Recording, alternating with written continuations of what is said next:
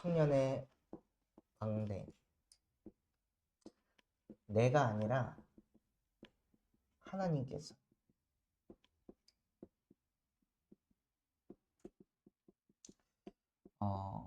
정말 이 요셉이라는 청년이 누린 응답이 우리 대청 청년들의 응답이 되시길 바랍니다. 지난주 말씀에서 하나님이 주신 나의 것, 어떻게 하면 하나님이 주신 나의 것을 찾는다고 말씀하셨죠? 지금 내가 하고 있는 일에 최선을 다하고 기도하고 있으면 하나님께서 하나님이 주신 나의 것을 사용한다고 하셨어요.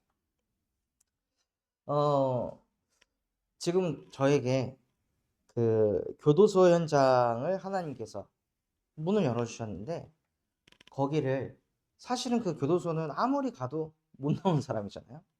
근데 거기에다가 뭐하러 저 황건사님이랑 또 장건사님이랑 같이 가가지고 매주 가서 에너지를 쏟냐 이거예요. 또 가려면 또 운전해야 되고 그럼 기름값 들 거 아니에요. 근데 거기 가가지고 하나님이 주신 나의 것이라 생각하고 계속 최선을 다해서 그 현장에서 복음을 전하니까요, 하나님께서 그 범죄 현장을 가슴에 담게 하시니까 그 안에서 마약 중독자들을 또 만나게 하세요. 근데 이 사역을 계속 하고 있으니 하나님께서 또 문을 여셔가지고 지금은 제가 법무부에 소속돼서 저는 여기에서 매달 급여를 받습니다. 그럴 정도로 하나님이 주신 나의 것을 가지고 있으니까요, 하나님이 문들을 막 열어 가시는 거예요. 법무부뿐만이 아니라 이제는 그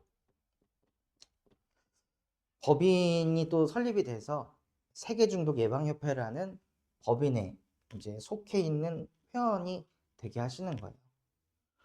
그래서 곧 있으면 이제 명함이 나오는데, 그 명함이 나오면은 이제 교도소장님 만나가지고 마약 중독자들을 예방 교육하는 그걸 하고 싶다, 이걸 또 얘기할 수 있고, 또 여기 옥산초등학교 교장 선생님하고 미팅을 갖게 되면 또 그거를 전달하면서 초등학생들이 어릴 때부터 중독에 대해 교육을 받아야 된다, 이걸 전하고 싶다 하면서 또 계속 문들을 열어갈 수가 있다.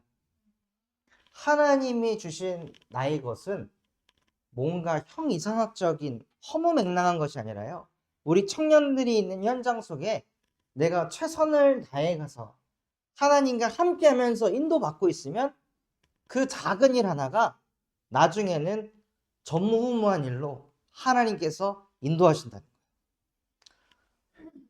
이 말 아세요? 나비 효과? 네. 이 나비 한 마리의 이 날개짓이 지구 반대쪽에는 태풍으로 돌아올 수 있다. 그러니까 여러분이 하는 지금 이 매일매일의 그 작은 날개짓 하나하나가 쌓이고 쌓이고 쌓여가지고 나중에는 하나님이 주신 나의 것이 되어버린다는 거예요. 그래서 정말 우리 청년들이 내가 하는 일에 대해서 하찮게 여기지 않고, 사람들이 봤을 때 가치 없다 한다 할지라도 거기에다가 내가 중심을 담고 기도하면 하나님이 그걸 뒤집어 버리신다. 요셉 또한도 꿈 얘기하면은 형들한테 맨날 욕이나 처먹고 얻어맞고 그랬습니다.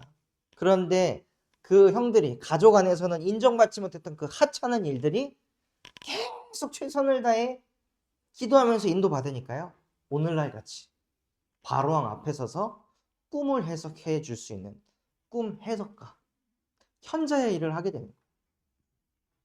그래서 우리 청년들이 그 응답 받기 위해서 청년의 망대를 세우시길 바랍니다. 그 응답 받으려면요, 내가 하는 일을 여러분이 가치 있게 여기시려면 어떻게 해야 되냐? 여러분의 존재 자체가 나는 복의 근원이다, 이게 여러분 영혼 깊숙한 곳에서부터 박혀 있어야 돼요. 왜냐하면 하나님께서 창세기 1장 27절 하나님이 자기의 형상, 하나님의 형상대로 사람을 창조하시고 창조를 한 다음에 하나님께서 내용을 뭘 넣으셨을까요? 그 뒤에 28절에 보면 하나님이 그들에게 복을 주시며 하나님이 자기 형상을 만드시고 그 형상 안에다가 뭘 집어넣냐? 복을 넣었다는 거예요. 그 복은 생육하고 번성하고 정복하고 다스릴 수 있는 뻗어나갈 수 있는 어마어마한 축복들을 저와 여러분의 영혼 속에 씌워놓으셨다는 거예요. 이것이 실제 깨달아지고 믿어지는 게 복음을 아는 거예요. 이게 정말 하나님을 믿는 거예요. 하나님이 나를 이렇게 복의 복을 쏟아붓는 그런 존재로 나를 만드셨구나. 그래서 이거를 못 깨달으면서 살았던 사람이 있었는데 그게 누구냐? 아브라함이라는 사람이 있어요. 아브라함이라는 사람이 남들은 다 자식이 있어가지고 자식 보고 또 그 자식에 또 자식을 낳아서 손자 손녀까지 다 보는 75세까지 됐는데 자식 한 명이 없는 거예요. 그러니 이 아브라함의 마음에는 뭐가 있을까요? 아, 진짜 내 인생은 왜 이럴까? 내 인생은 왜 이렇게 안 풀릴까? 왜 이렇게 자꾸 갈등이 일어날까? 왜 이렇게 나는 사람하고 늘 비교의식에 잡혀가지고 이런 인생을 살아야만 할까? 이런 생각들로 가득하면서 살았던 사람이 아브라함. 그런 아브라함에게 하나님이, 아브라함은 자녀가 없었거든요. 그런데 이런 아브라함에게 하나님께서 내가 너에게 자녀를 주겠다가 아니라 하나님이 아브라함에게 뭐라고 말씀하셨냐? 창세기 12장 1절에서 3절에 보면 본토 친척 아비의 집을 떠나라. 더 이상 상처 속에서 살지 마라. 그 속에서 떠나라. 염려 걱정하는 그 인생에서 떠나라. 비교의식하는 그 인생에서 떠나라. 너는 복의 근원이 될 것이다. 하고 하나님이 아브라함의 존재 자체를 축복하셨어요. 자꾸 아브라함이 육신적으로 내가 못 가진 거, 못 이룬 거 이거 쳐다보면서 왜 내 인생은 안 되지? 이런 생각을 계속 하고 있으니까 그게 아니라 너의 존재 자체가 복의 근원이야. 하고 하나님이 아브라함의 존재를 축복하시고 그래서 우리의 존재 자체가 복의 근원이기 때문에 내가 하는 일이 복을 받는 거예요.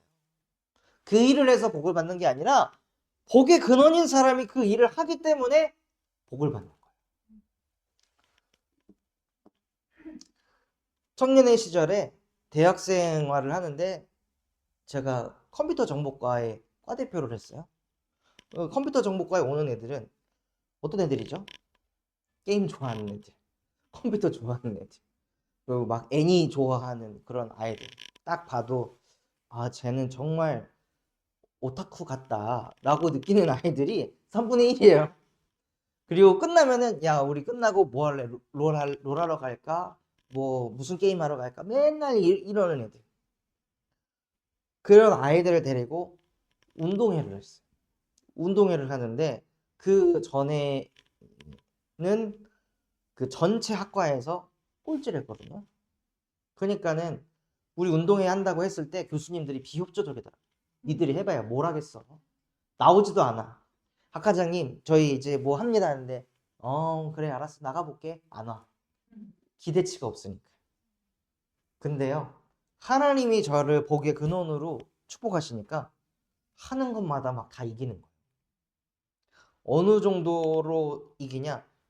자동차 학과 애들. 걔네들은 컴퓨터 정보과 애들의 기본 1.5배에서 2배거든 덩치가. 뭐 타이어 움직여야 되고 그거 막 해야 되니 이럴 거 아니에요. 근데 막 빼빼 마른 그 컴퓨터 게임 좋아하는 그런 애들이 그거 걔네들하고 이거 해보겠다고. 더구나 거긴 여자도 없어. 우리는 남녀 이렇게 또 섞여 있고 줄다리기 시합하면 누가 이기겠냐고.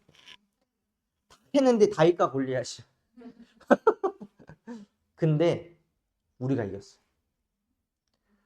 원네스가 딱 돼가지고 0 하면 땡기고 차 하면 앉아라 했는데 애들이 진짜 내 말이 딱 떨어지면 0 하면 땡겨 차 하면 앉아 0 하면 땡겨 차 하면 앉아 하니까 그 자동차 학과 애들이 막 딸려오더라고.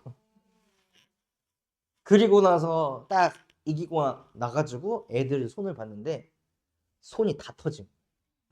피가 나. 그래서 마음이 막 너무 아파가지고 이제 이거 기다려라 내가 그거 사올게 해서 약국 가면서 하나님 우리 애들 저거 어떻게 하냐고 이게 뭐라고 이렇게 생명 걸고 손 다 터지도록 저 줄다리기를 하냐고 그러면서 약 사가지고 애들 막 불러서 친이 막 다 발라주고 에일밴드 붙여주고 너무 고맙다 하고 그래서 결국에는 1등하고 10점 차이로 2등을 한 거예요. 거기는 뭐 기계공학과, 뭐 자동차학과, 운동 엄청 좋아하는 그런 학과들도 많았는데 거의 다 제끼고 마지막에 10점 차로 져가지고 이제 2등하고 그러니까 분위기가 달라진 거예요. 학과장님이 저를 바라보는 눈빛, 학생들이 나를 바라보는 눈빛 전부 다 바뀌는 거예요. 뭔가 다 우러러 보고 근데 그때 제 마음속에 무슨 말씀이 있었냐? 진짜 나는 복의 근원이구나. 하나님이 나와 함께 하시니까 그 어떤 현실이건 상황이건 하나님이 복으로 바꿔버리시는 거예요. 이게 제 마음에 담겨지더라고요. 아니 어떤 대학생들이 제가 전날에 얘들아 내일 올 때 페트병 좀 구해와. 페트병 좀 구해가지고 거기다가 모래를 좀 넣어가지고 와라. 우리 응원단을 만들자. 그래가지고 뭐 응원할 때마다 애들 가가지고 막 야구장처럼 이거 치면서 개주할 때도 막 이거 치면서 했는데 진짜 애들이 등교하면서 어디서 막 다 구해온 거야. 페트병. 그 말 지지리지 않는 대학생들이 그 제 말을 듣고 그걸 가지고 온 거야. 그래서 응원상 받게 됐어요. 또 애들아 쓰레기 있으면 다 주워 했는데 애들이 진짜 그거 다 주는 거 그 말 지질이 안 되는 애들이 맨날 지각하고 결석해가지고 제가 학과장한테 끌려가고 맨날 너 애들 관리 안 하냐고 나를 욕처먹게 했던 그 아이들이 어떻게 무슨 하나님의 은혜가 있는지 그 페트병을 집어가지고 거기 모래 넣어갖고 막 저 가져왔다고 막 자랑을 하고 그런 걸 보면서 야 진짜 이거는 내 능력 아니고 주님이 나와 함께 하시는 거야. 주님이 이 학과를 축복하시는구나. 이거를 보게 하시더라고요. 그래서 진짜 우리 청년들이 나의 존재 자체가 얼마나 복의 근원인지 아는 은혜가 있으시길 바랍니다. 그런데요, 많은 청년들이 나는 복의 근원인데 자꾸 무슨 생각하냐? 나는 복의 근원인데 나는 왜 이래? 이런 생각이 자꾸 오는 거예요.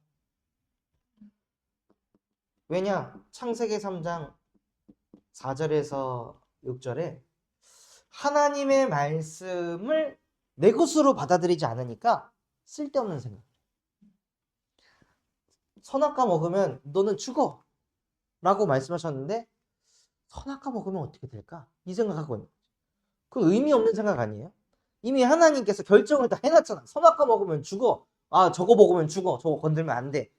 이렇게 생각해야 되는데 진짜 죽을까? 무슨 맛일까 저거는? 왜 먹지 말라고 했을까? 왜 하나님이 저걸 그토록 먹지 말라고 했을까?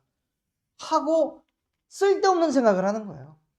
그래서 결국에 하나님의 말씀에 불순종해서 선악과를 먹게 되니까 무슨 일이 벌어지냐면요.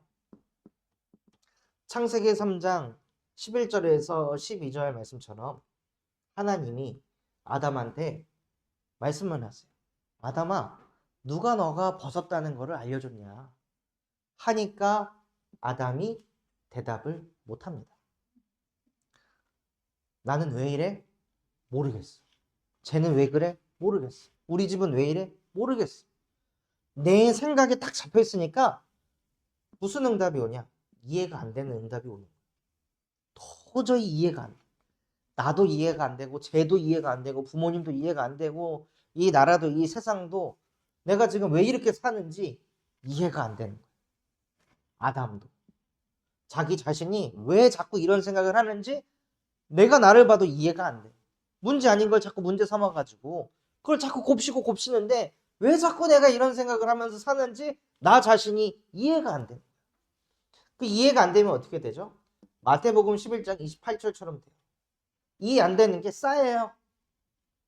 그러니까 그게 스트레스가 돼요. 이해 안 되는 게 계속 쌓여요. 그러니까 사람이 막 미치려고. 그러니까 무엇을 하냐? 이 스트레스를 해소하려고 방법을 찾는다. 많은 청년들이. 저도 이해 안 되는 게 너무 많고 스트레스를 너무 많이 받으니까 해소하려고 친구들 만나가지고 자꾸 술 마시고, 해소하려고 맨날 노래방 가서 난 늘 술이야, 맨날 술이야, 뭐 그런 노래나 불렀었고, 황진이 자꾸 찾았었고. 근데 아무리 불러도 노래방 3시간 부르고 나면 막 목이 성대가 가고 막 춤추고 하면서 막 땀 비질비질 흘리고 집에 돌아오면 너무 허무해. 너무 허탈하고. 나 왜 이렇게 살까? 근데 좀 있으면 또 그렇게 살아. 근데 왜 자꾸 그렇게 사는지 내가 이해가 안 되는 거지. 그렇게 살아봐야 답이 없다는 거 아는데 자꾸 그렇게 살아. 이 상황이 진짜 아무것도 아닌데 소환사의 협곡에 오신 것을 환영합니다. 이런 얘기 들으면 갑자기 막 평안이 오는 것 같고, 친구들이랑 날이 새도록 게임하면 뭔가 막 평안한 것 같고. 근데 사실 막 새벽 4시, 3시쯤 집에 터벅터벅 들어갈 때는 진짜 나이 처먹고 이거 뭐 하는 거야? 뭐 이런 생각하면서도 또 친구들이 부르면 또 쪼르르 나가가지고 또 그 짓을 하고. 이해 안 되는 짓을 계속하는 거야. 이걸 보고 뭐라고 하냐? 영적인 문제라. 원래 인간은 하나님과 함께하면서 하나님이 주신 그 복으로 살아야 되는데, 나에게 이 복이 없으니까 이걸 자꾸 만들어내야 되고, 나에게 참 행복이 없으니까 자꾸 다른 모든 것들이 이해 안 되고 짜증나고 스트레스가 될 수밖에 없는 그 영적 상태에 빠져 있는 거예요. 그런데 이거를 알아도 못 나오는 문제. 그래서 하나님께서 그 속에서 우리를 건지시려고 창세기 3장 15절 여자의 후손을 보내서 자꾸 나는 왜 이래?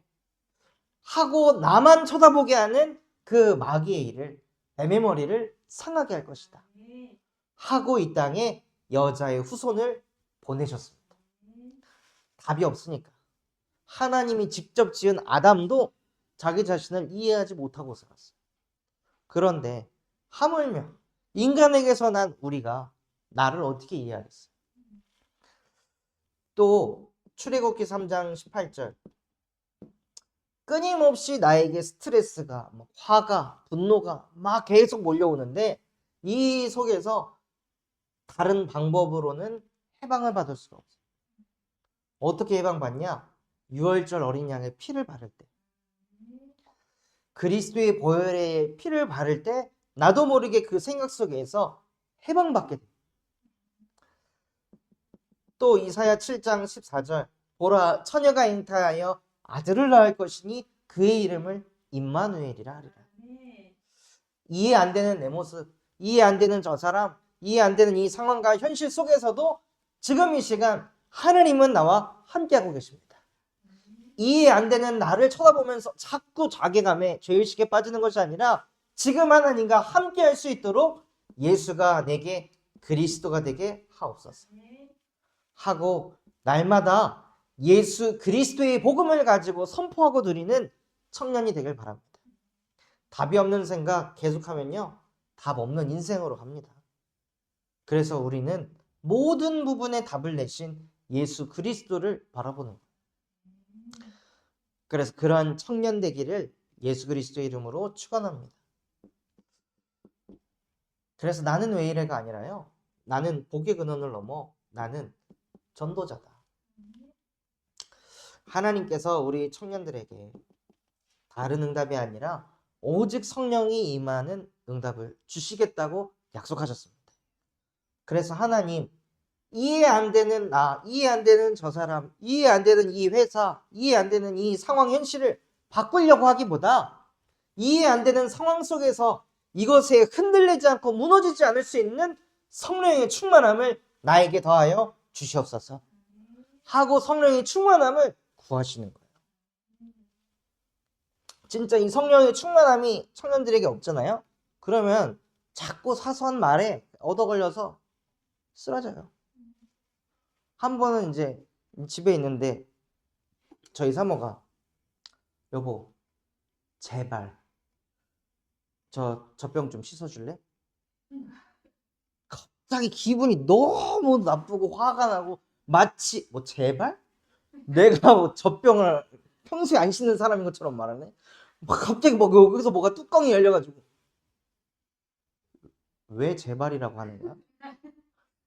아니 그게 아니고 하면서 또 이렇게 얘기를 하더라고. 그러니까 뭐 그 제발이라는 단어가 그게 그렇게 중요하냐고.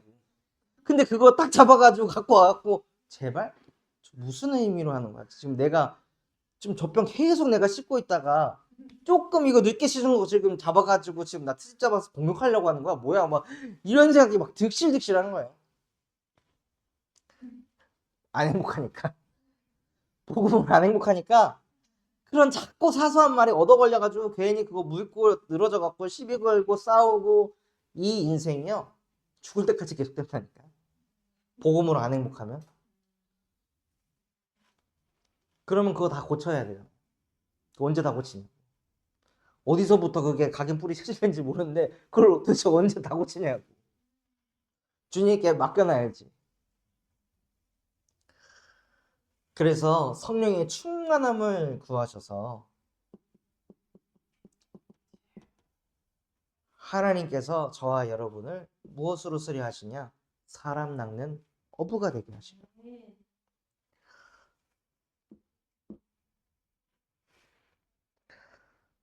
그래서 그게 제가 평안하지 않고 행복하지 않으니까 필리비가 자기 마음대로 안 됐을 때 막 자지러질 때 자기 기도를 딱 맞거든요.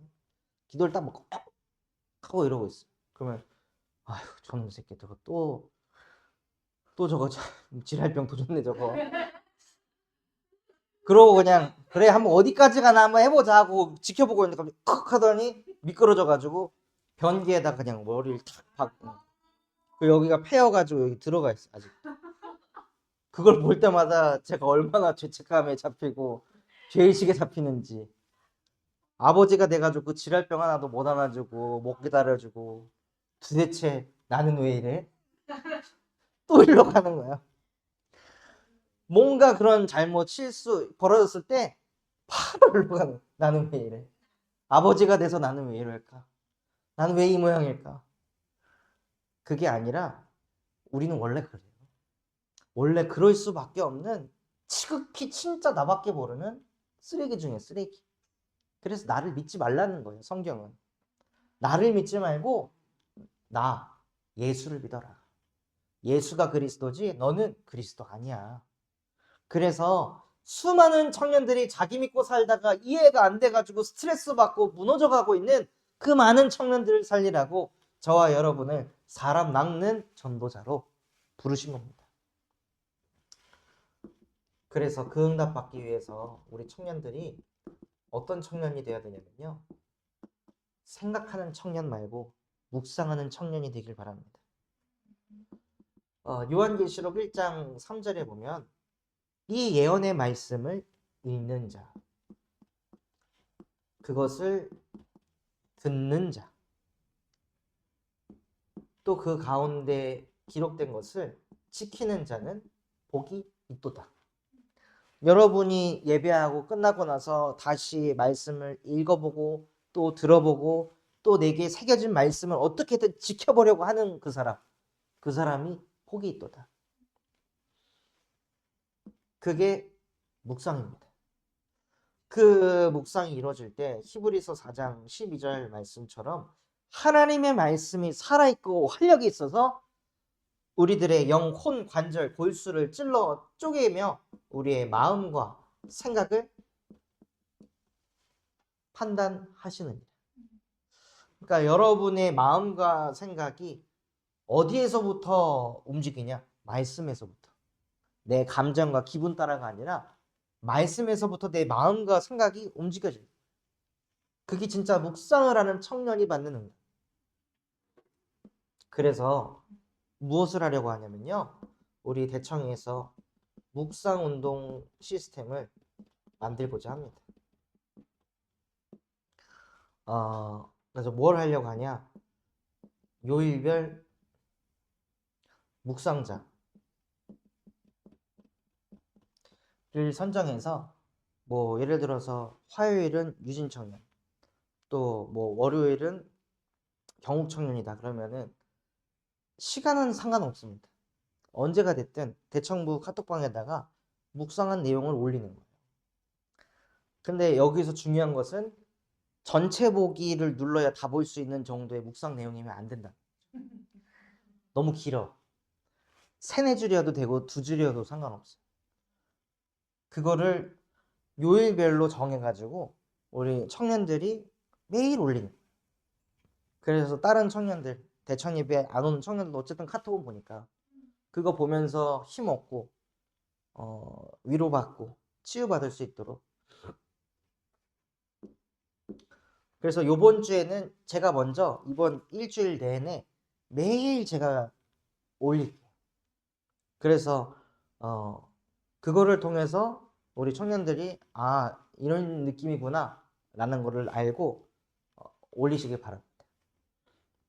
그리고 저마다 영적인 깊이가 다 달라요. 그러니까 와 이렇게 올리면 또 누구 이렇게 생각하지 않을까? 이런 생각 다 버리고 하나님 앞에서 그 말씀을 묵상하면서 올리는 거예요. 뭐 쉽게 예를 들자면 오늘 제가 말씀을 딱 봤는데 헛되도다. 모든 것이 헛되도다 라는 말씀을 딱 봤는데 무슨 생각이 들었냐면 다 헛된데 나는 왜 그렇게 사람이 나를 알아주길 바랬을까? 그거 다 지나가는 건데. 왜 사람들이 나를 기억해 주길 바랬을까? 그거 다 지나가는 건데. 다 헛된 건데 진짜 그거를 내가 잡으려고 하니까 자꾸 마음에 공허함이 왔구나 하고 그런 깨달음이 오더라고요. 그런 것들을 그냥 잠깐 올리는 거죠. 그래서 그런 식으로 정말 우리 청년들이 묵상운동 일어날 수 있도록 그런 시스템을 좀 적용하려 합니다. 오늘 말씀 제목은 내가 아니라 하나님께서.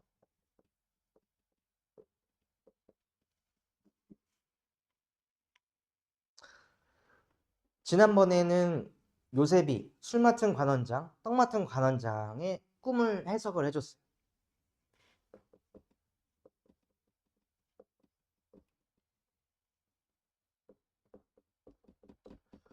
그런데 이 꿈을 해석해주고 난 만 2년 후에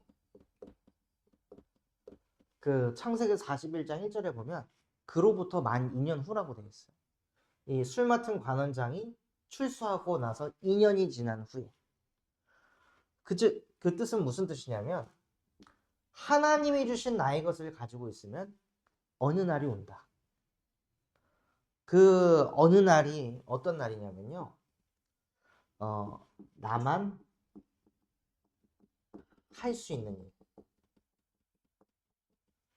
여러분이 아니고서는 안 되는 일.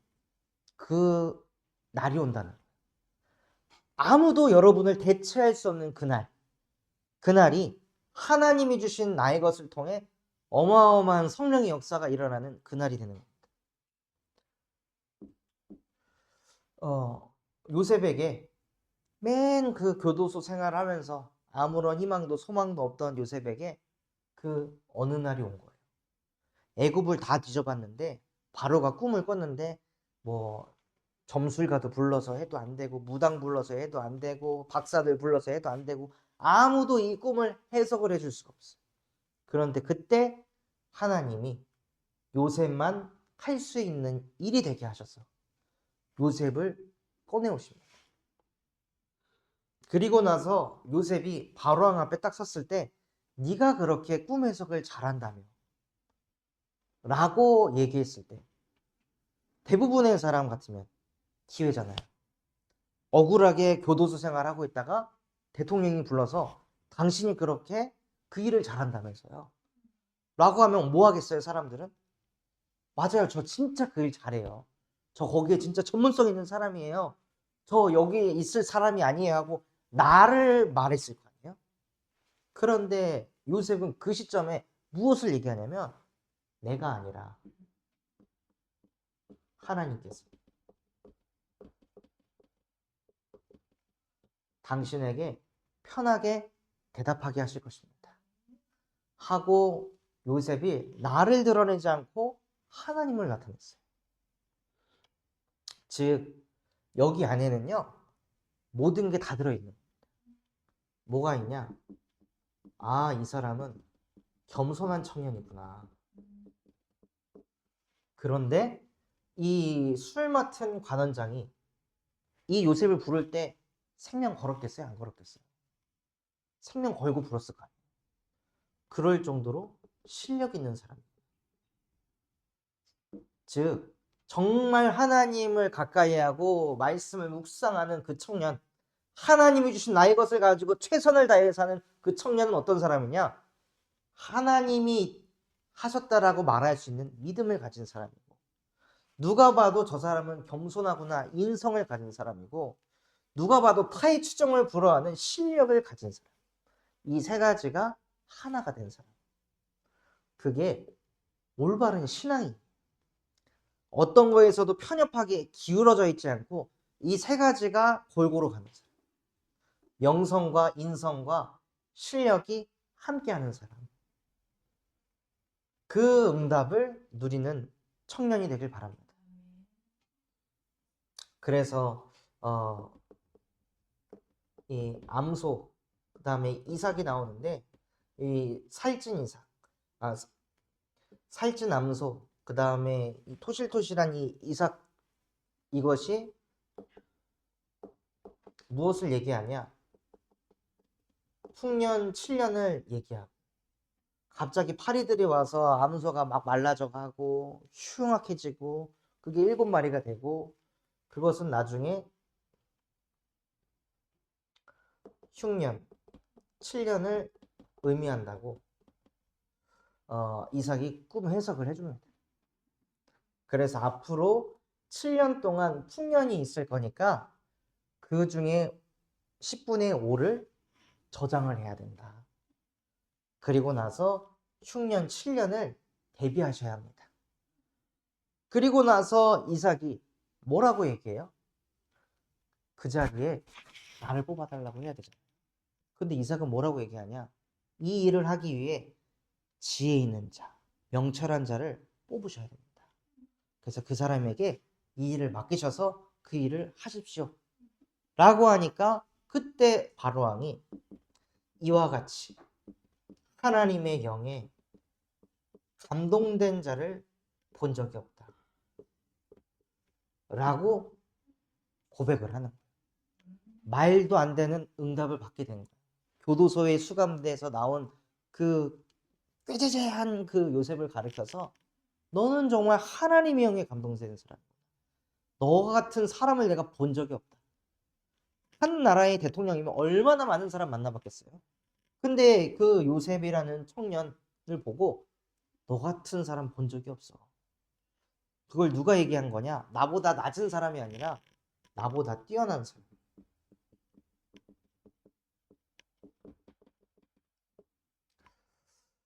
우리 청년들에게 그 응답이 임하길 바랍니다. 나보다 공부 못하고 나보다 뭔가 자기 관리 못하는 그런 사람에게 너는 하나님의 영에 감동된 자구나 라고 받으면 당연하잖아요, 어떻게 보면. 근데 그게 아니라 나보다 훨씬 뛰어나고 나보다 훨씬 스페셜한 사람이 넌 진짜 하나님의 영에 감동됐구나. 그래서 정말 이 응답 누리는 청년이 되길 바랍니다.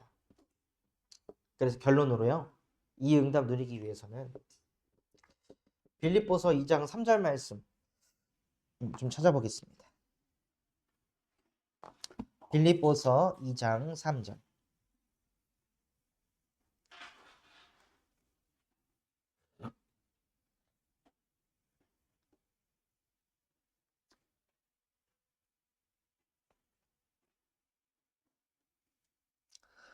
같이 한번 읽어보겠습니다.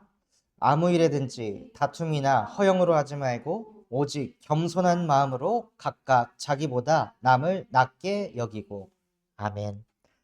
정말 우리 청년들이 이 요셉과 같은 응답을 받으려면요, 자기보다 남을 낮게 여기시길 바랍니다. 그래야 응답받습니다. 맨날 남을 자기보다 못하는 것만 쳐다보면요, 그 사람은 절대 성장을 못해요. 남이 나보다 나은 거를 자꾸 봐야 돼. 그래야 성장해. 그래야 내 틀이 깨지고 자꾸 갱신이 되면서 어느 날이 오게 됩니다. 나만 할 수 있는 일. 그래서 내가 아니라 하나님께서 하셨다라고 신앙을 고백하게 되고, 정말 나보다 뛰어난 그 사람이 너는 하나님의 영에 감동된 사람이구나 라고 칭찬받는 자의 응답이 오게 됩니다. 그 응답 누리시기를 예수 그리스도의 이름으로 기도하겠습니다. 제가 2시에 출발을 해야 돼서 기도하고